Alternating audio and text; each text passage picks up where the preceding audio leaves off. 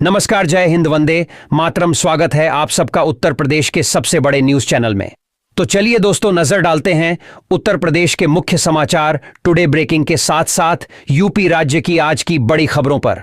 आज उत्तर प्रदेश के किसानों, गरीबों, मजदूरों, बेरोजगारों और माता बहनों के लिए बहुत बड़ी खुशखबरी सामने आ रही है। उत्तर प्रदेश के अंदर योगी आदित्यनाथ ने आज किसानों के लिए 5 भयंकर ऐलान कर दिए हैं। उसके बाद उत्तर प्रदेश के तमाम किसानों के अंदर खुशी की लहर दौड़ जाएगी। दरअसल किसानों को प्रधानमंत्री फसल बीमा योजना के तहत 22,600 रुपए हर किसान को इसी महीने मिलेंगे। इसका ऐलान योगी आदित्यनाथ ने आज कर दिया है।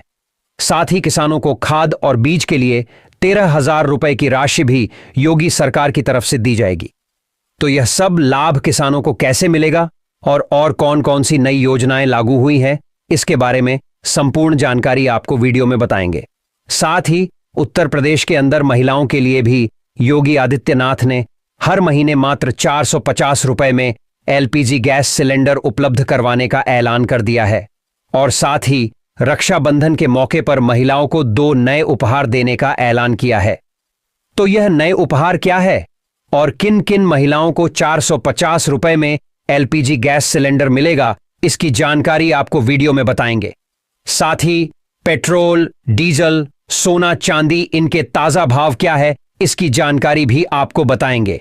साथ ही आज के मौसम समाचार पर भी चर्चा करेंगे।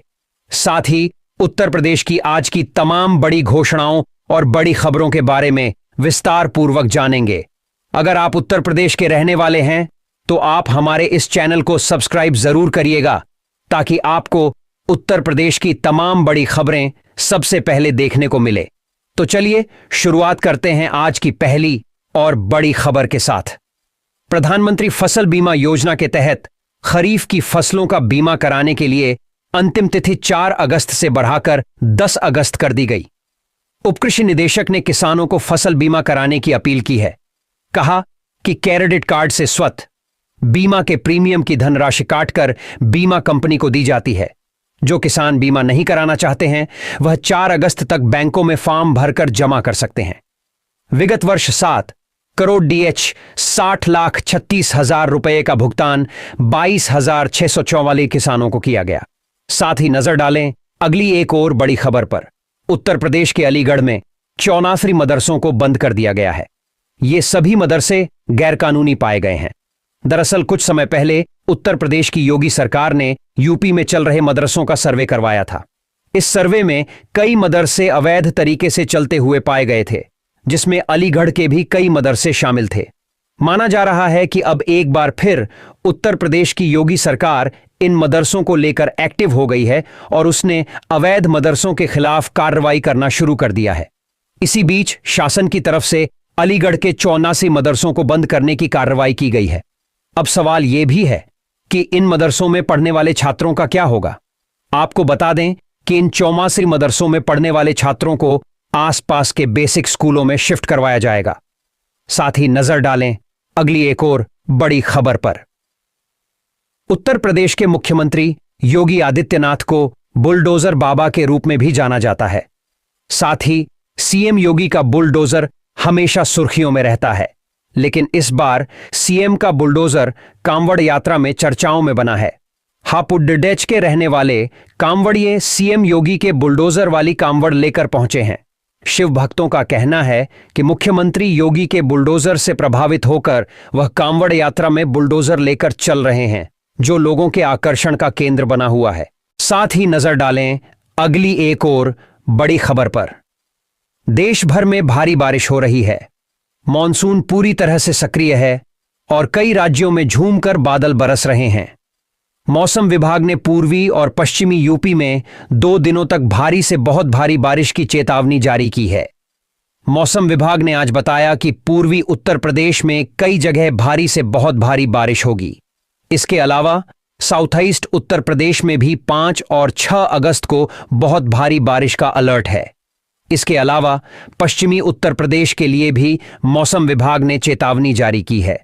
मौसम विभाग ने कहा कि 5 अगस्त को पश्चिमी उत्तर प्रदेश के कई इलाकों में मध्यम तो कुछ इलाकों में बहुत भारी बारिश होने जा रही है।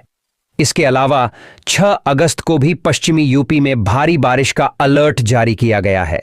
मौसम विभाग ने यह भी बताया है कि दक्षिणी उत्तर प्रदेश के इलाकों में 3 अगस्त को तेज हवाएं भी चल रही हैं, जिनकी स्पीड 65 किलोमीटर प्रति घंटे तक है। साथ ही नजर डालें अगली एक और बड़ी खबर पर। इस हफ्ते सोने चांदी के दामों में तेजी देखने को मिली है।